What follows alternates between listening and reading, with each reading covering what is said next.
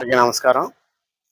బ్రహ్మపురంలో ఉన్నటువంటి పోస్ట్ ఆఫీస్‌ని తీసివేసే ఆలోచనతో దానివల్ల చాలా ఇబ్బందులు ఎదుర్కొనున్న సందర్భంలో కొనసాగించాలని చెప్పి ఆ శాఖని పోస్ట్ ఆఫీసు అక్కడే కొనసాగించాలని చెప్పేసి శాసనసభ్యులు కృష్ణప్రసాద్ గారికి వినతి పత్రం సమర్పించడం జరిగింది.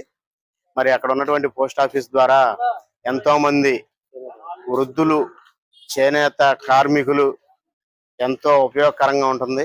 అక్కడ ఉన్నటువంటి చేనేత కలంకారీ కార్మికులకి మరి అందులో ఖాతా ఉండటం, బయటికి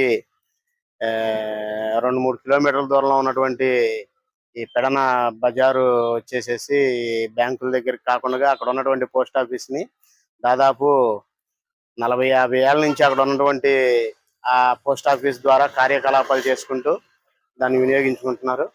మరి అటువంటి పోస్ట్ ఆఫీస్ని తీసివేయటం అనేది చాలా ఇబ్బందికరమైనటువంటిది.